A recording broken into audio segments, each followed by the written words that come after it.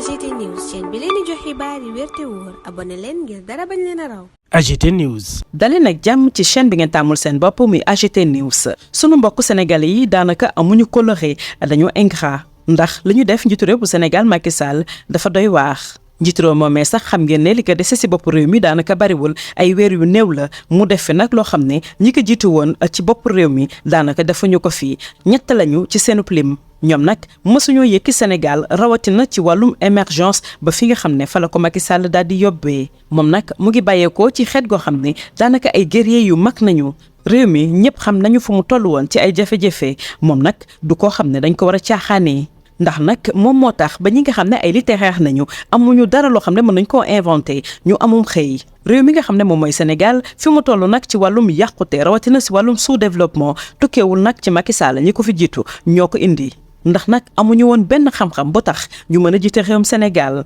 njiitu réew bi ñu njëkk am daanaka poète la ba ca topp donte ne sax am na ay qualité énarque yu mag a mag waaye nag defu fi dara lu baax ki ci mujj di avocat moom sax duñu wax ay waxam théoriser la gënoon a mën ko jëf waaye nag yàlla mi dara teewul may ñu président boo xam ne géologue la moom daanaka bu mu yëgtee ci réewum Sénégal ci la xeetuk pétrole geeg gaz bi tàmbalee xeeñ fii ci réew mi moom mooy président bi nga xam ne defar na mbedd yi nga xam ne ay pax dong la woon waaye itam tax na ba mu dëppoo ak tali yi nga xam ne ñu ngi koy gis ci àdduna wërngal këpp moom ci boppam sax dafay méngale boppam ak Napoléon III mooy ki nga xam ne moo tabax ay université ci région yi nga xam ne ñoo nekk ci réewum Sénégal tabax it ay hôpital rawatina ay pont ak ay autopont yu bari fàttew ñu TER ak BRT daanaka moom nag fi mu nekk nii yéegal na réewum Sénégal ci li nga xam ne moom mooy wàllum développement loolee nag mën na ci tegi gët jarul ñu ci sori waaye la cay ñuul mooy ne président boobu dafa mel ni dafa jiite askan woo xam ne daanaka dañu ingrat maanaam fay ñu naar bi xoromam ndax nag dañu dëkk di ko xas ak di ko xëpp njiitu réew bu Sénégal Macky Sall daanaka mënta def benn voyage boo xam ne sénégalais yi nekk bitim réew duñu ko xoxatal di ko yuuxoo dar ko ni ku def lu ñaaw ci am réewam. moo tax nag fi mu nekk nii sunu président de la république yoon la mu mer ba futtu di ko wane fu ne ndax fan yi ñu génn porte-parole du gouvernement bu Sénégal moom dafa dal ci kawam ndax waajilee jaayul benn yoon réalisation yi nga xam ne moom jiitu réew mi def na ko ci mim réew nga xam ne weer yu néew moo ko desee mu jóge fii yoon la président mer goo xam ne daanaka kenn mënu ko contrôler ndax nag li mu def day bëgg ku ko wax li wolof njaay di wax naan ku def ku ko wax la bëgg waaye moom li mu def yëpp dafa mel ni gars yi lan koo nëppal nappaaje ko ci seeni tànk gisuñu ci dara mu mel ni nag li des ci mandat président de la république xeeñul neex ndax président dafa yëg ne askanu Sénégal ci boppam dañu ko weddi tàmbali di suuxat mbañeel ci seen diggante kon nag foofu ñu jàppale président de la république ngir askan wi nag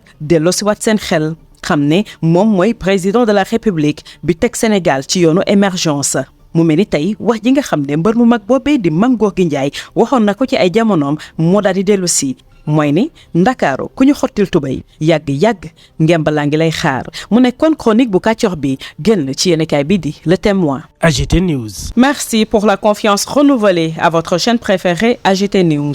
Comme nos compatriotes peuvent être ingrats, faire subir un tel affront à notre bien-aimé président, dont la seule et unique préoccupation durant tout son magistère finissant a été de nous sortir d'une longue nuit noire dans laquelle nous sommes plongés depuis nos glorieuses indépendances. Avant lui, 3 hommes s'y sont essayés sans pouvoir hisser ce charmant pays au rang d'émergence. Il a fallu que lui, le descendant d'une lignée guerrière, accède à la magistrature suprême pour faire entrevoir le bout du tunnel à ce pays de paradoxes. Il n'est pas n'importe qui, lui. Il a un fort dédain pour les littéraires qui ne savent rien faire de leurs 10 doigts. Et s'il a trouvé Galsen à ce niveau de délabrement et de sous-développement, c'est justement à cause de ses prédécesseurs dépourvus de toute compétence managériale. Le premier était le poète. Le second, malgré ses qualités d'énarque, n'a su rien faire de bon. Le troisième, n'en parlons même pas. Il est avocat et économiste et a passé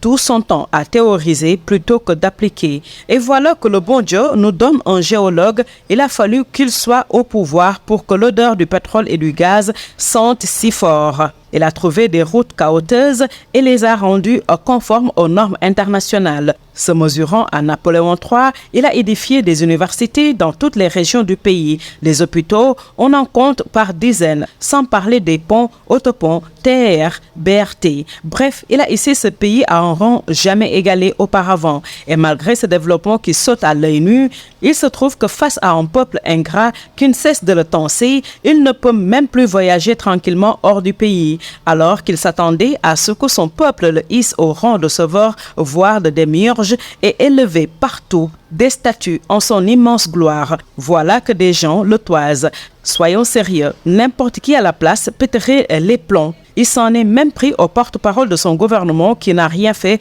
pour vendre ses réalisations. Rien que l'idée de devoir quitter le pouvoir dans quelques mois et voir un si glorieux bilan noirci par des aigris, ça vous donne de ces excès de colère incontrôlables. Il faut que tout le monde se le tienne pour dit, c'est lui le chef et il ne laissera personne lui marcher sur les pieds. Et surtout, il faudra pour le restant de son mandat éviter de lui parler de son pire cauchemar, celui dont les codataires disent qu'il perturbe ses nuits. Il ne s'en remettra jamais de devoir quitter dans quelques mois le pouvoir et voir une partie de son peuple le haïr à ce point. Il faut aider le chef à surmonter cette ingratitude de son peuple. Pour le consoler, on lui dira que cette ingratitude ne date pas d'aujourd'hui. En effet, comme aimait le dire le lutteur et poète Mame Gorgui Ndiaye, alors surnommé l'enfant chéri du Cap-Vert, Ndakaaru bu ñu la xottil tubéy, eh bien ngemb laa ngi lay xaar. Telle est la chronique de Kathior Bi, parue dans le quotidien Le Témoin. AGT News.